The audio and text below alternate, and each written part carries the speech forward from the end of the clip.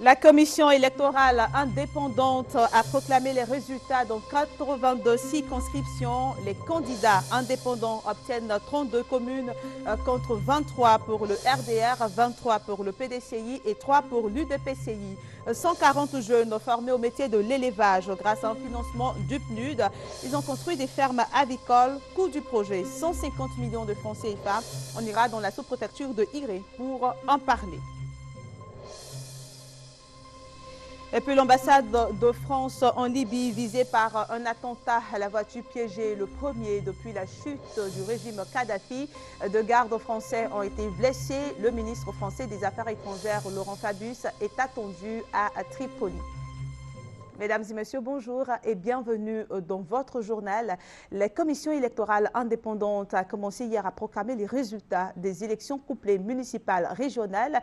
Elle a commencé par les municipales et les résultats de 82 circonscriptions donnent la majorité aux candidats indépendants qui obtiennent 32 communes contre 23 pour le RDR, 23 pour le PDCI et l'UDPCI a obtenu selon ses premiers résultats 3 communes. Il nous a demandé le porte-parole de la CEI que vous voyez à l'image a indiqué que le taux de participation s'est amélioré, passant de 30 à 60%. La CEI va continuer à proclamer les résultats aujourd'hui à partir de 15 h pour les 106 communes restantes.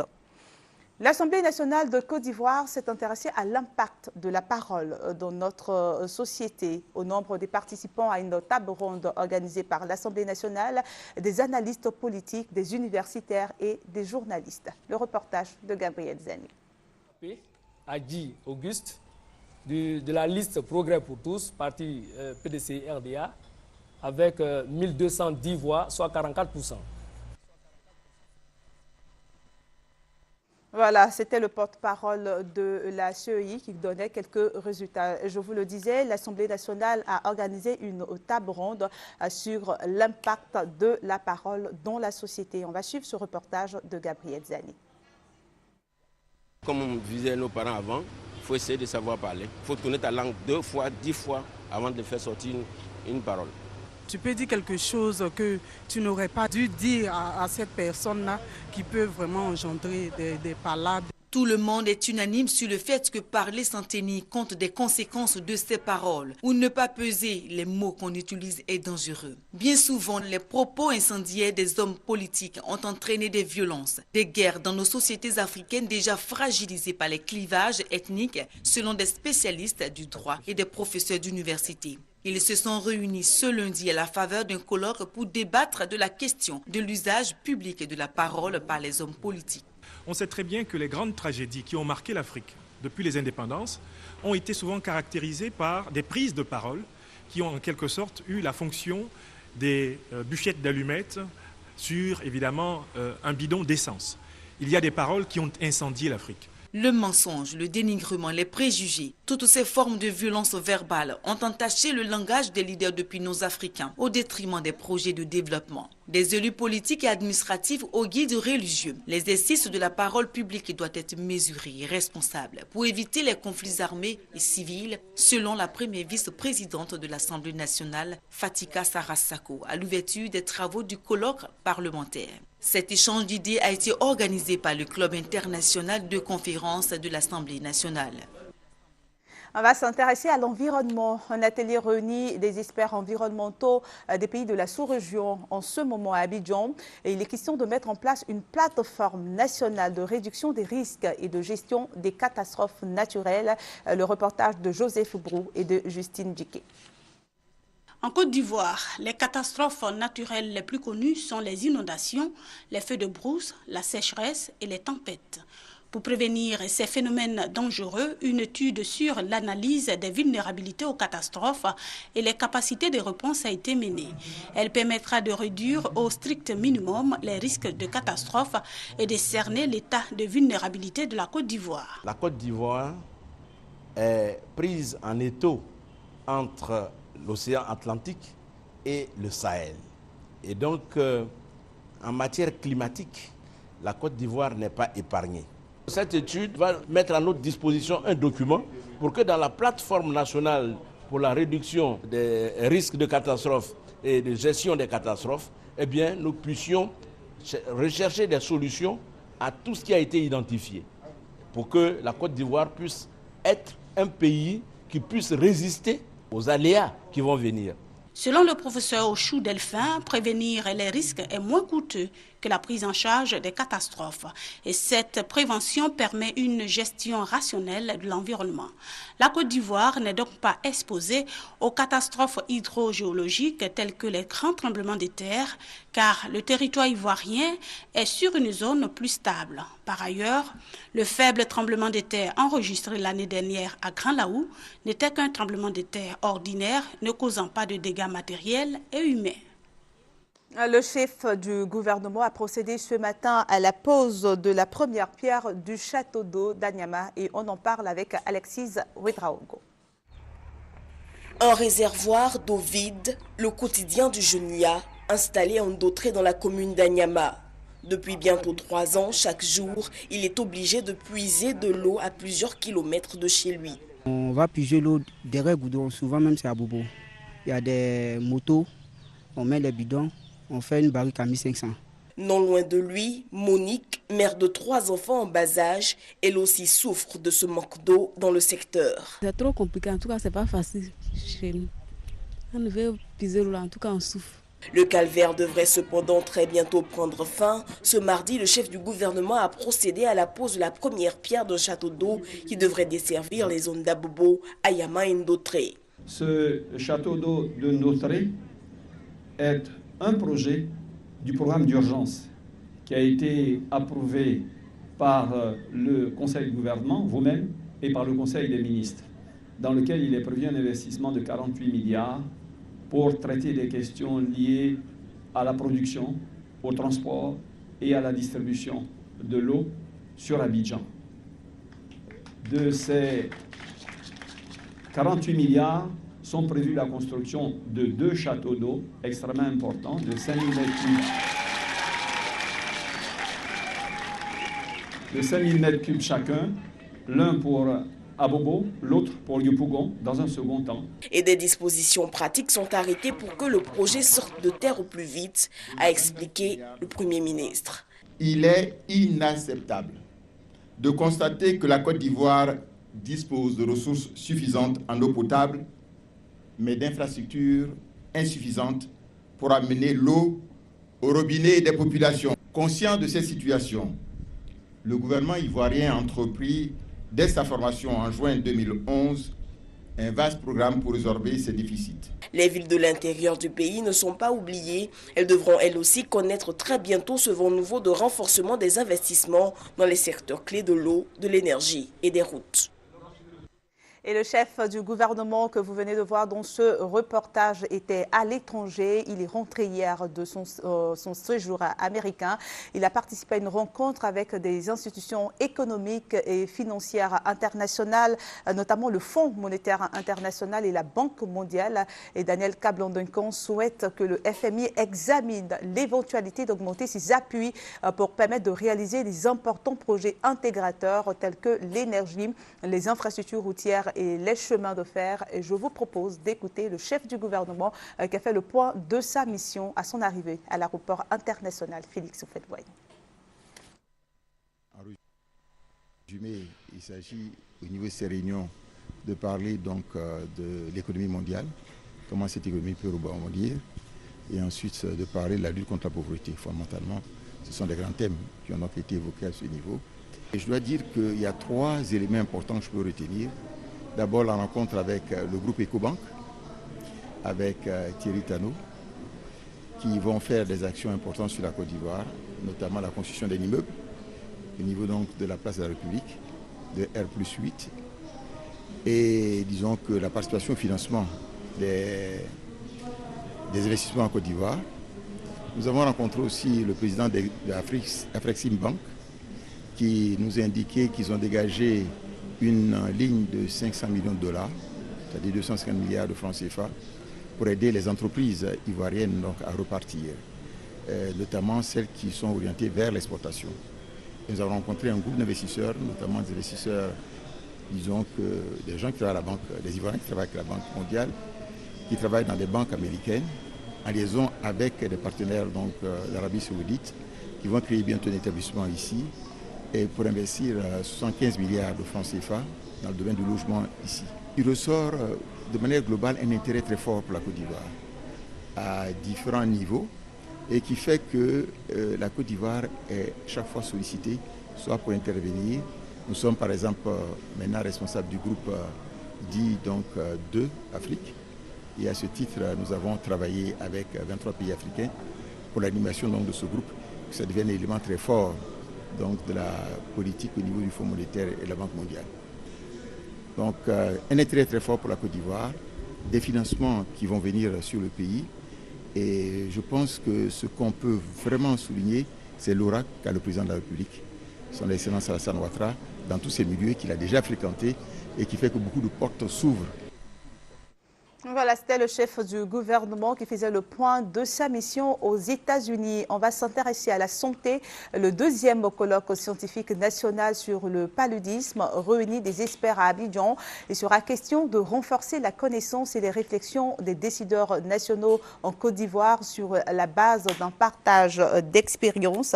Et les experts font le point, comparent et associent les résultats de leurs différentes recherches afin d'obtenir des avancées dans la lutte contre le paludisme. 1 million de personnes meurent dans le monde des suites du paludisme, il faut le préciser.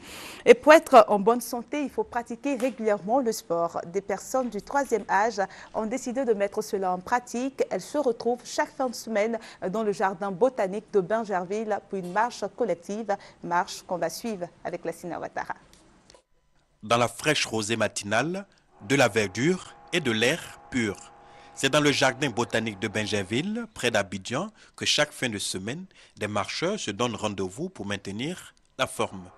C'est pour entretenir leur santé. Parce que souvent, ils sont seuls à la maison, isolés. Même quand ils ont envie de marcher, il n'y a pas la volonté parce qu'ils sont seuls. 5 km de marche, une activité sportive destinée principalement aux personnes du 3e âge, un bénéfice santé indéniable. Et ça nous permet d'être encore jeunes. Actuellement, quand je marche, les autres me disent quel est mon secret? Mon secret, c'est de faire du sport, c'est de marcher beaucoup. J'ai remarqué que cette marche me donne la santé. Je me sens à l'aise, je me sens bien dans mon corps. Je dis à mes frères et sœurs de venir marcher toujours avec nous. Au moins 30 minutes par jour. Pour les organisateurs, c'est aussi une occasion de sensibiliser aux vertus de la pratique du sport. Celui qui manque de sport est malade. Aujourd'hui, quel que soit ton âge, il faut faire du sport. Pour ta santé, il faut le faire. Et non seulement pour la santé, mais pour même la réconciliation. En faisant le sport, on se retrouve, on se réconcilie, on se soigne et on n'a même pas besoin de médicaments pour cela. Après les efforts, quelques conseils sur les bonnes habitudes alimentaires aux athlètes. Rendez-vous est pris pour le week-end prochain avec un appel aux amateurs de marche et surtout de nature. J'espère que vous y serez. On reste avec les personnes du 3e âge pour dire qu'elles se sont particulièrement intéressées aux élections couplées municipales et régionales. Michel Digré a suivi leur parcours dans la région du Tompi. Les voix du 3e âge compteront sûrement dans le décompte final pour le choix des élus locaux de la région du Tompi. C'est du moins ce qu'a laissé entrevoir leur détermination à prendre une part active au vote de ce dimanche. Ici, le chef du quartier Campus donne de la voix pour un scrutin apaisé. J'ai dit les gens qui sont venus aujourd'hui, il ne faut pas personne faire parable. On n'a qu'à pas se lier, ce qui veut. Il va voter, personne ne va menacer. Voter, ce n'est pas forcé. Là où tu veux, c'est ça, tu es content, tu partis. Mais par là, ce n'est pas bon. Il ne faut pas gâter notre nom dans le quartier. Dans les bureaux de vote, un traitement particulier leur est accordé. Ces personnes-là vont se faire accompagner avec le consensus de tous les représentants des candidats. Et le président aussi veillera à ce que ces personnes du 3e âge-là, qui sont un peu invalides, puissent voter sans problème. Après le vote, c'est le barreau d'honneur pour regagner le domicile. Tout le monde va voter bien. On va avoir un palabre. Soulever des montagnes pour accomplir son devoir civique, le 3e âge a tenu son pari dans la ville de Mans. On en vient au deuxième titre de cette édition. 140 jeunes de la sous-préfecture de Iré ont été formés au métier de l'élevage grâce à un financement du PNUD et d'une société minière exerçant dans la région du Lodjibois. Ces jeunes ont construit des fermes avicoles et coût du projet 150 millions de francs CFA. Francis Boeffo. Ils sont désormais installés à leur propre compte après 3 années d'apprentissage. 140 jeunes de la sous-préfecture de Iré, dans la région du Lodjibois, ont bénéficié d'une formation au métier de l'élevage. La construction de la ferme jusqu'à acquérir les animaux, nous avons eu la chance d'avoir l'encadrement de la NADER. Nous sommes très contents d'avoir eu un métier au moins qui va à la longue nous nourrir, et nous et nos familles. Organisés en groupement associatif, ces jeunes disposent de 4 fermes d'élevage de poules pondeuses et 2 fermes de porcs charcutiers. Coût global du projet financé par le Programme des Nations Unies pour le développement PNUD et une société minière de la place, 150 millions de francs CFA. L'emploi de jeunes est une priorité pour le gouvernement de Côte d'Ivoire. Donc, en apportant une modeste contribution, nous participons au processus de création d'opportunités d'emploi pour les jeunes. Et il s'agit ici d'un processus d'auto-emploi où les jeunes eux-mêmes ont bénéficié d'une formation et se sont inscrits dans une dynamique de réalisation de telle activité qui va leur permettre de générer des revenus et en même temps de créer des emplois pour leurs frères. Ce projet de formation au métier de l'élevage a été initié par le ministère d'État, ministère du Plan et du Développement. En vue d'un meilleur encadrement des bénéficiaires du projet, un comité de développement a été installé dans la sous-préfecture de Iré. Les forces terrestres de Côte d'Ivoire ont un nouveau commandant. La passation de charge a eu lieu sous le contrôle du ministre en charge de la Défense. On en parle avec Hamza Dieb. Par cette action, le général de corps d'armée Soumaïla Bakayoko, chef d'état-major général des forces républicaines de Côte d'Ivoire, vient ainsi, au nom du président de la République, chef suprême des armées, de faire du colonel-major Gaoussou Soumaoro le 7e commandant des forces terrestres de Côte d'Ivoire. De par le président de la République, chef suprême des armées, vous reconnaîtrez désormais pour chef le colonel-major Soumaoro Gaoussou, ici présent, et vous lui obéirez en tout ce qu'il vous commandera pour le bien du service, l'exécution des règlements militaires, l'observation des lois et le succès des armes de la Côte d'Ivoire. Le nouveau commandant des forces terrestres exprime sa gratitude pour la marque de confiance dont il a été l'objet avant de s'adresser à ces hommes. Aux différents chefs de corps, officiers, sous-officiers et militaires de rang, le commandant des forces terrestres a demandé respectivement l'autorité, le professionnalisme, la discipline et la détermination. On se rend maintenant à l'étranger. Au Mali, le mouvement des Arabes de l'Azawad a pris dimanche le contrôle de la localité malienne de Ber, près de Tombouctou, alors que des Touaregs armés membres de l'Azawad se sont regroupés à Kidal. D'un plateau à un autre plateau, rocher par rocher, sous une chaleur accablante, l'armée tchadienne ratisse le massif de l'Adrar des Iforas. Objectif, débusquer les islamistes cachés dans ces montagnes. Fin janvier, ces soldats ont d'abord pris position plus au sud, à Kidal, à 1500 km au nord-est de Bamako, puis ils sont remontés en direction de la frontière algérienne, sur les hauteurs. Moi, à notre arrivée, on n'a pas trouvé une résistance quelconque, donc nous y sommes installés et par la suite, nous avons eu à nous déployer vers le nord, vers le nord-ouest et le nord-est. Précisément dans l'Adrar. Plus de 2200 soldats tchadiens ont été envoyés dans le nord du Mali. N'Djamena a investi 90 millions d'euros. Sur ce terrain difficile, les Tchadiens opèrent aux côtés de l'armée française. Ici, les militaires viennent de trouver une cache d'islamistes. Après, il y a beaucoup de nourriture en haut. C'est pas piégé ça, les sacs qui sont tout neufs. Donc je pense que vous pouvez les récupérer. Dehors, des dizaines de caisses de munitions éventrées, des cartons de livres, des documents en arabe qui attestent de l'application de la charia par les djihadistes. L'un d'eux, d'origine algérienne, vient d'être fait prisonnier. Dans cette zone géographiquement propice à la guérilla, le Tchad a subi de lourdes pertes, 36 morts, 74 blessés, selon le dernier bilan officiel. 3 mois après leur arrivée, les militaires ont le sentiment d'avoir accompli leur mission. Certes, s'il y a eu des évadés, ne serait-ce que ceux qui sont sortis à pied. En dehors de ça, on a détruit leur base arrière, on a contrôlé entièrement toutes leurs bases. Mi-avril, le président tchadien a annoncé le retrait de ses troupes sans donner de date, car les Tchadiens sont victimes de leur efficacité. Ils sont la tête de pont de la force africaine engagée au Nord Mali, et la MISMA n'entend pas se priver d'un contingent qui a fait ses preuves. N'Djamena, elle, voudrait que ce soit désormais l'ONU qui finance le déploiement de son armée. On va faire maintenant un tour de l'actualité sur le continent africain. On commence par le Maroc. Coup de froid dans les relations entre le Maroc et les États-Unis. Le Royaume se mobilise contre la volonté américaine d'enquêter sur la situation des droits de l'homme au Sahara occidental dans le cadre d'une résolution des Nations Unies.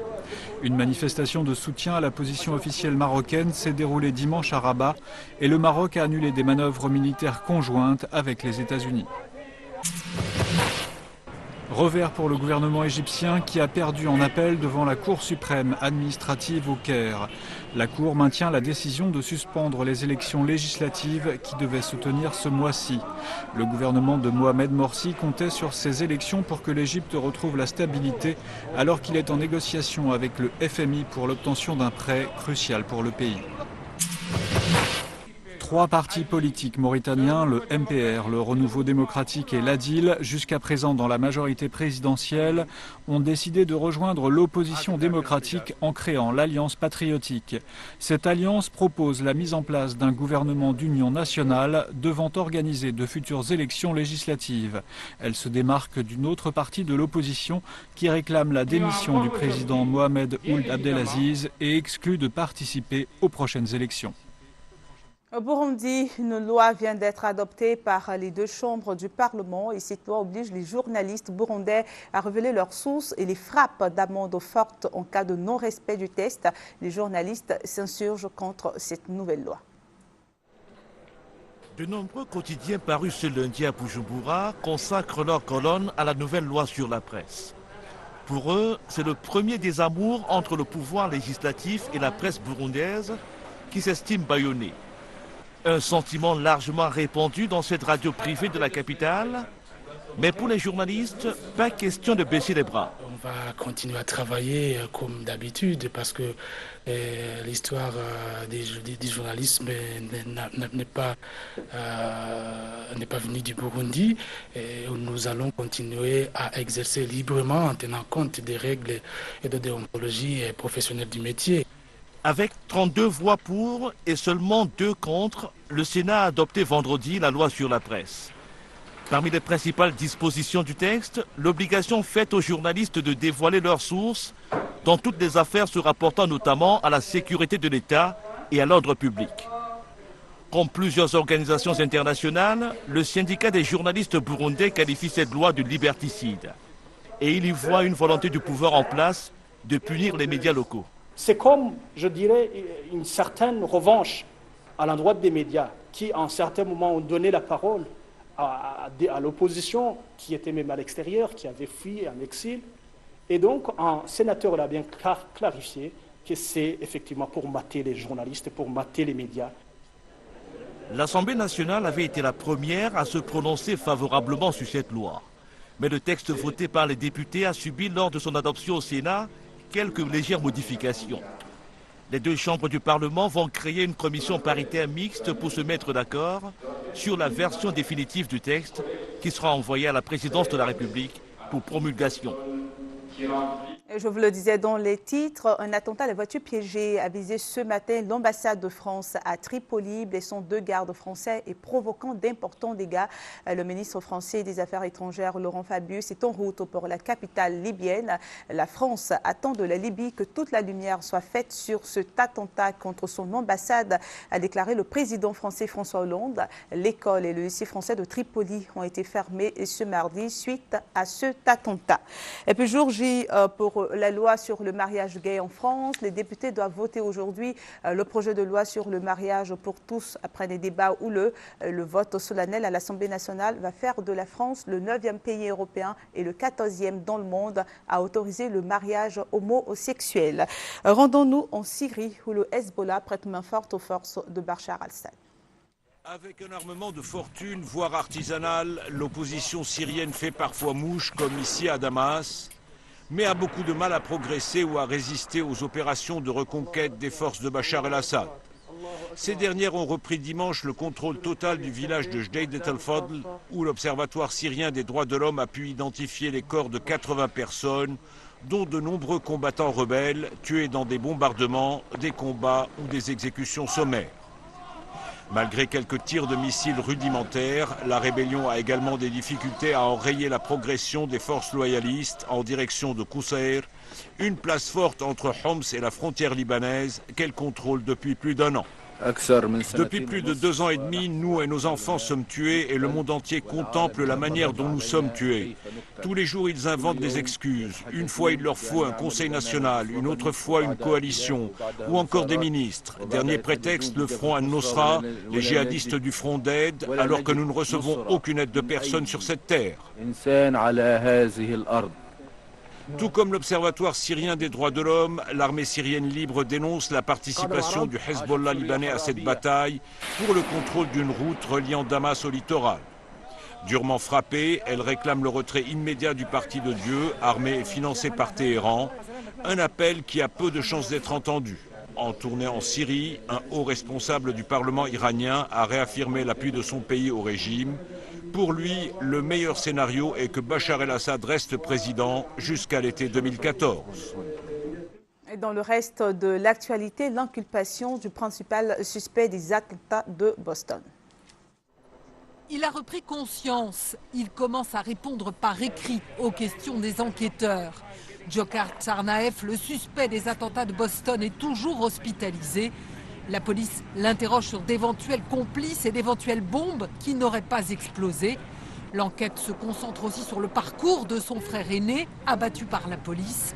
Il avait séjourné l'année dernière au Daghestan, en Tchétchénie et dans le Caucase russe et s'était radicalisé. Le FBI, pourtant alerté par la Russie, ne l'avait pas particulièrement surveillé. Il se retrouve aujourd'hui sous le feu des critiques. Il a 56 ans. Il est un des hommes les plus riches du pays. Horacio Cartes a été élu président du Paraguay. Écarté il y a 5 ans, le parti Colorado, qui a dirigé le pays pendant plus de 60 ans, revient donc au pouvoir sous les traits de cet homme d'affaires souvent comparé à Berlusconi. Il a battu haut la main son adversaire Efraín Alegre. Une élection accueillie par une vague rouge aux couleurs de ce parti historique qui traîne l'image d'un parti corrompu et clientéliste. La Birmanie épinglée par Human Rights Watch. L'ONG accuse Rangoon de s'être livré à un nettoyage ethnique contre les 800 000 Rohingyas qui vivent sur le sol birman. Cette minorité musulmane privée de nationalité par l'ex-junte entretient des rapports conflictuels avec les populations locales bouddhistes. Des heurts entre les deux communautés ont fait 200 morts. L'ONG de défense des droits de l'homme dénonce des meurtres, des déplacements forcés et l'existence de charniers. La Birmanie dément. À Guantanamo, la grève de la faim fait tache d'huile. Plus de la moitié des 166 prisonniers refusent désormais de s'alimenter. Une quinzaine d'entre eux est nourrie de force. C'est une fouille des Corans vécue comme une profanation par les prisonniers qui a déclenché ce mouvement. Mais les avocats de ces détenus enfermés ici depuis 11 ans sans inculpation ni procès dénoncent un mal bien plus profond. En Chine, les opérations de secours dans la région du sud-ouest, frappées samedi par un séisme meurtrier, s'intensifient mais restent entravées par des répliques sismiques et les difficultés d'accès aux zones sinistrées. L'hélicoptère, le moyen le plus sûr pour arriver jusqu'aux sinistrés. Samedi, un séisme de forte intensité a touché la province du Sichuan, dans le sud-ouest de la Chine. 17 000 militaires sont mobilisés pour aider aux recherches. Les zones les plus frappées sont dans les montagnes, coupées du monde par les éboulis. Progression difficile pour les secouristes. menacés à tout moment par des glissements de terrain. Il faut souvent continuer à pied sur des kilomètres pour trouver des rescapés. Ce vieil homme est épuisé, il a tout perdu dans le séisme. Il sera ramené à Dodome, vers un centre de secours. C'est le canton de Lushan qui a le plus souffert. La plupart des bâtisses se sont effondrées. Cette femme, elle, ne se résout pas à quitter sa maison. J'espère que le gouvernement pourra m'aider à reconstruire ma maison. Sinon, j'y arriverai pas, même avec les salaires de toute une vie entière. Selon les chiffres officiels, 17 000 familles sont actuellement sans abri au Sichuan. Hébergement sous tente pour les plus chanceux, rationnement des vivres pour tous. Pour survivre, nous ne pouvons compter que sur les distributions de nourriture. Nous mangeons seulement quand on nous donne quelque chose. Quand j'arrive à avoir de la nourriture, il faut partager avec toute la famille. L'hôpital de Lushan est débordé. Les soins se font en plein air.